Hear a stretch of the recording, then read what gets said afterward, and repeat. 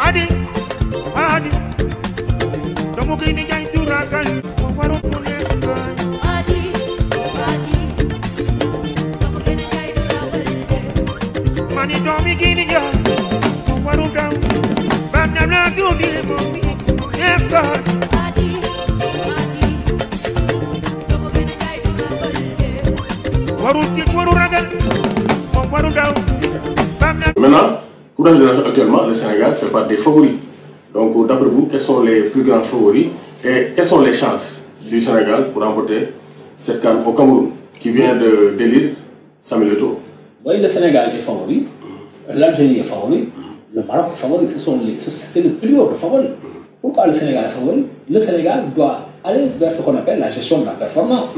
Vous avez été en finale, vous devez au minimum aller en demi-finale et en finale et peut-être avoir des ambitions. Et nous sommes aujourd'hui premiers depuis 36 mois. Ça veut dire que nous avons battu le record. C'est un record. C'est un record absolu. Donc il va falloir maintenant que nous y allons aussi avec beaucoup plus de modestie, même si nous sommes favoris. Maintenant, vous savez, dans une compétition, il peut y avoir ce qu'on appelle des outsiders spéculatifs qui peuvent jouer des trucs faits. Et ça arrive tout le temps. Cette Algérie-là avait même des difficultés pour se qualifier quand elle remportait la Coupe d'Afrique. Et l'entraîneur a été rappelé 6 moas avant la CAN. On avait même limogé l'entraîneur titulaire. Donc ça veut dire qu'elle est venue avec la CAN pour jouer sans pression. Pour l'Italie, Voilà, l'Italie. Et la preuve, quand l'Italie a commencé à rencontrer de grands clubs, l'Italie est restée presque 20 et quelques matchs sans perdre. Mais quand elle a commencé à rencontrer la Belgique, la France, elle a su que vraiment, il fallait au moins qu'elle revoie ses ambitions à la baisse. Donc vous voyez, moi je pense qu'une compétition, c'est une compétition. Maintenant, une compétition, elle est aléatoire, surtout quand vous êtes au moment où vous jouez sur un coup de dé, tout peut arriver, donc c'est des matchs couperés. Quand vous allez en tiers de finale, c'est une élimination. Vous pouvez être éliminé parce que, vous savez, la seule incertitude dans le sport, c'est dans le football que vous le verrez. Vous pouvez dominer une équipe, vous pouvez même être supérieur à une équipe et ne pas la gagner. Donc le football, c'est de l'incertitude, c'est très aléatoire. Donc maintenant, nous sommes des favoris. L'Algérie est favori, le Maroc est favori. Il est vrai que le Cameroun est favori, mais le Cameroun aussi a des difficultés chez elle. Parce que le Cameroun n'a jamais gagné une Coupe d'Afrique, elle avait organisée en 1972. Et le Cameroun a gagné presque toutes ses titres à l'extérieur. Donc ça veut dire que quelque part, maintenant, il ne faudrait pas les négliger aussi parce que ils vont peut-être, aujourd'hui, il y a un projet de développement qui a été mis en place, il y a un nouveau président de fédération. Qui n'est pas n'importe qui.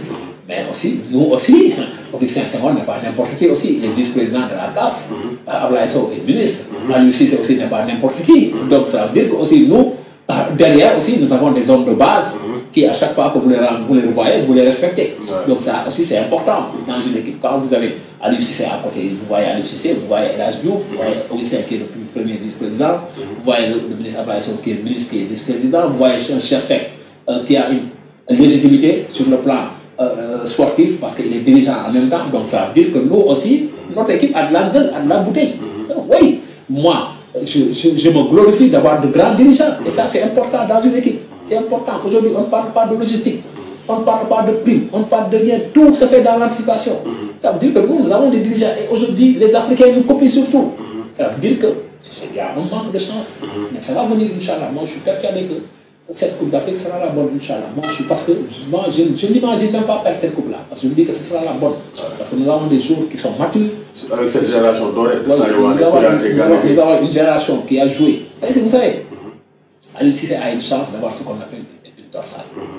Quand vous voyez, en défense, Kouyaté a été dans l'équipe de Karim Sékou Diouf et Aliou Cissé en 2012 aux Jeux Olympiques.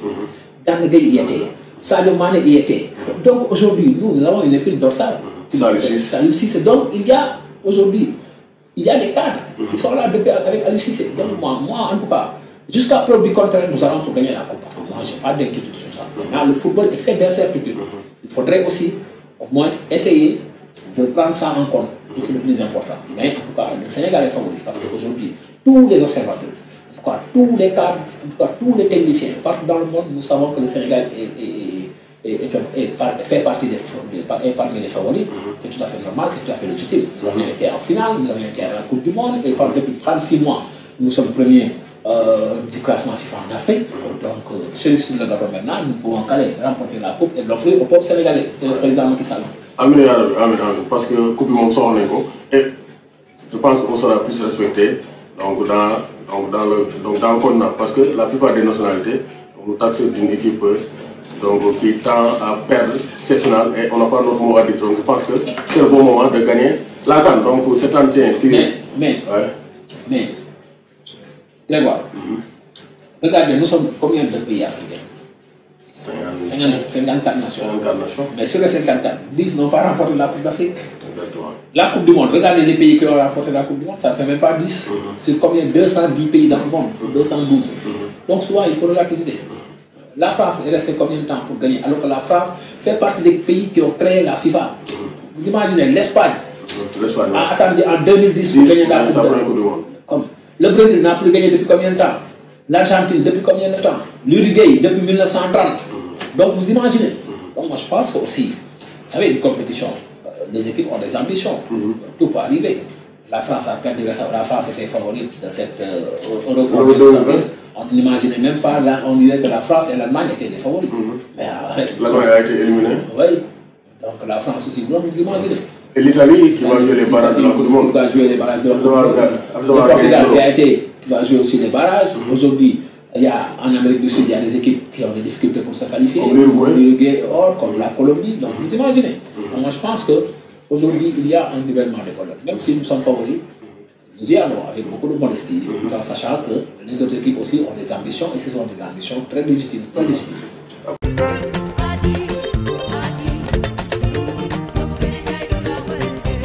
Kudang yang lalu kudak, sina kafajar, koko dubur.